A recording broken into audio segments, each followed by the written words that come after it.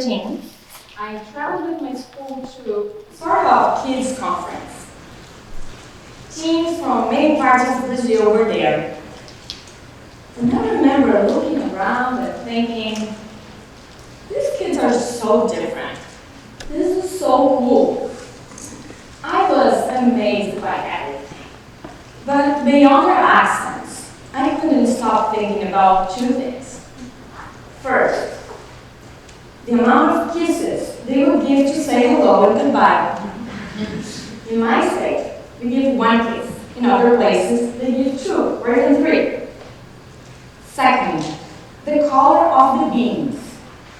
In my state, we eat brown beans. In other places, they eat black beans. That trick planted a seed in me. A passion for curiosity. And I've been following it ever since. A few years later, I was in college. I was having the time of my life living in a sorority with 12 girls.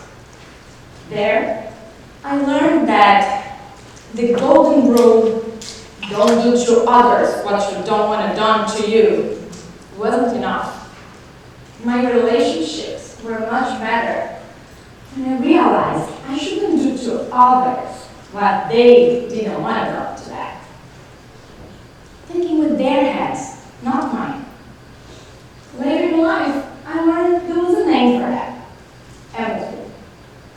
My curiosity, my engineering degree, and my career as a marketer took me to over 30 countries. I had the opportunity to live and work in 7 of them.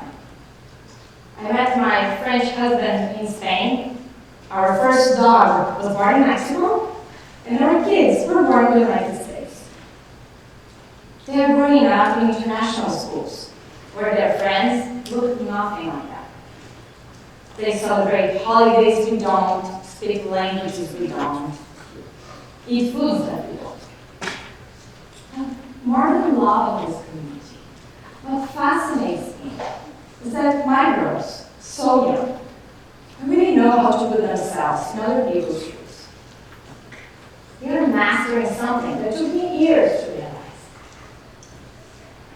Many studies prove that multilingual kids are actually better at perspective taking because they constantly have to ask, who am I talking to? How do I connect with them? Let me give you an example. My kids can speak English with most people, but if they want to talk to my mom, they have to do it in Portuguese, with their cousins in French, with their nanny in Spanish. And this back and forth forces them to practice connection. Empathy is shaped by both our environment and our genes. We often talk about it like it's a choice. It isn't. Some people just don't get it. In some ways, it's kind of like math. Your ability depends on both environment and genes. In fact, Denmark has been treating empathy just as any other school subject since the 90s. Kids have classes once a week, they get graded. Fun fact, Denmark is one of the happiest countries in the world. For those like me who don't live in Denmark, what do we do? Shall we have empathy for people who don't have it? I say yes. I also say, let's help them. How do we do it? Well, there's not much we can do about the genetics part. Silicon Valley is already selling services to breed babies with higher IQ, but empathy babies are not on the roadmap. So, our only chance is to fix the environment. How about we start with the workplaces? After more than 20 years in corporate, I was always told, work is work. That never felt right to me. It was also what my dad used to tell my brother and me at my favorite time of day, his business lessons at the dinner table. Back in 2020, forget the pandemic.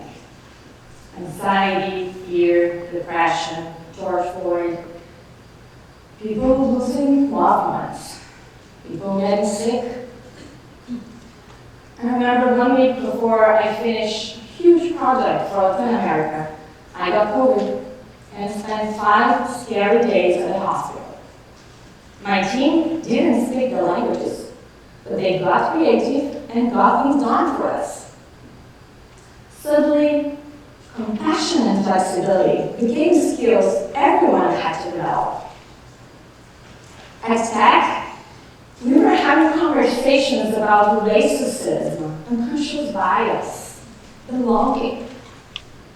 Time Magazine, Harvard Business Review, McKinsey, all talking about that. And I had never seen anything like that before across the 4 continents I've been. So when I saw this happening, I said, that's our chance. Let's bring empathy to the workplaces. And I wanted everybody also to see that workplaces give us the greatest opportunity to learn new perspectives. Think about it. We choose most of the people we spend time with. Our friends, our favorite neighbors, our religious groups. But at work, we don't choose.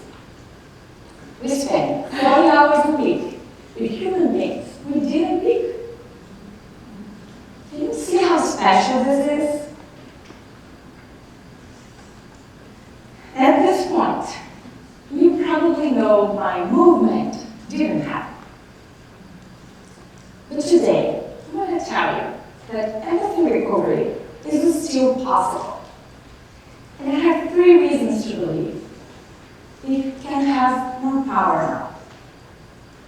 First, we all learned so much with the pandemic. We saw that things can be done differently. Second, work is work. It's not true for all generations. Millennials are in leadership positions now. Together with Gen Z, they make over half of the workforce. They care about positive company culture. Third, we have more tools now. AI and Gen AI have boomed since then. This was already helping people practice difficult conversations, spot burnout before it's too late, improve recruitment. Let me give you an example. Imagine you're hired and you have many resumes to read. AI can pre-select candidates for you. It can do a good job. But if your machine learning model is trained mostly on resumes of people who've been hired in the past, and let's say they're all men, guess what it learns? That men are the only successful candidates.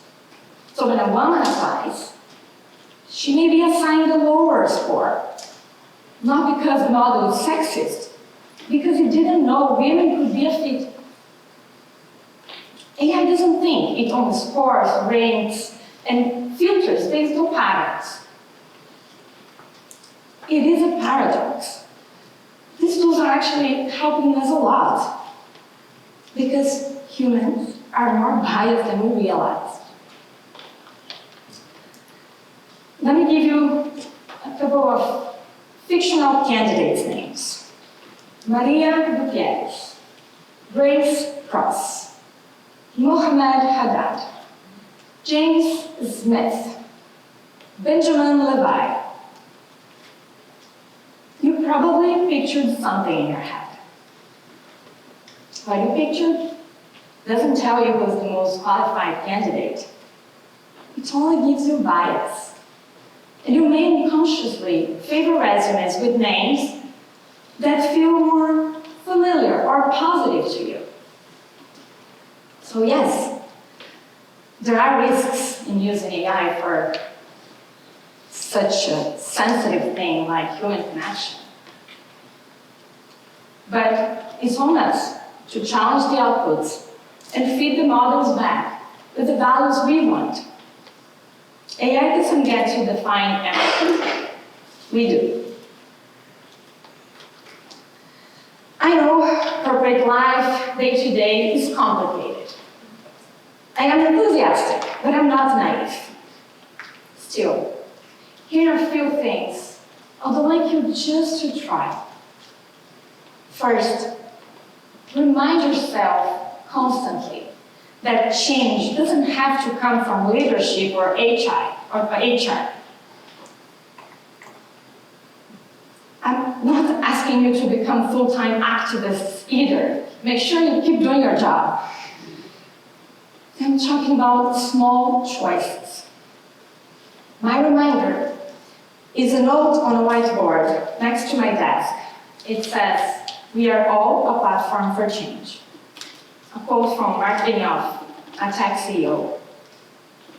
Maybe your reminder could be a sticky note on your laptop or a monthly calendar reminder. Whatever works for you. Maybe you could say, we don't choose our coworkers, but we can choose the communities we create with them.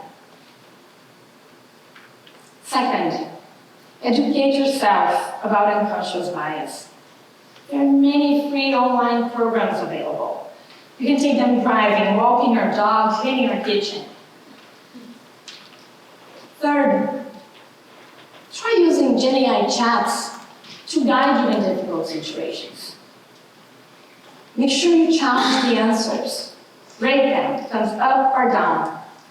That helps feeding the model with our values, like we said before.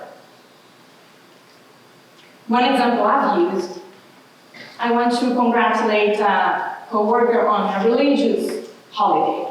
What's the best way to approach that? Fourth, find ways to connect with your coworkers. Maybe you can start your next meeting with a simple question. What are you proud of? You learn a lot about the people around you. Make sure they understand this doesn't have to be about work. Another idea for connection, it's an exercise called I am, but I am not. Let's do this together, right now. I would like you to reflect on the labels you think you may have been given. Some examples I've heard, I am young, but I can do hard things. I am direct, but I am not mean. I am a sports guy, but I'm much more than that. Mine, I told you before. I am enthusiastic, but I'm not naive. At work, though, I shared something different. I wanted everybody to know I am well aware I'm not a native English speaker. This is a kind of a scar many immigrants carry with us. At times, I felt I was labeled as less sophisticated or less intelligent. In other words, stupid. Eventually, in meetings, people would jump in and complete my sentences when I was looking for the right words in my head. I don't like that. So I said, I am a foreigner with an accent, but I am not stupid. You, what is your I am, but I am not? Workplaces are the most diverse communities we'll ever be in. The differences can go beyond color of beans. Isn't that so cool? Thank you.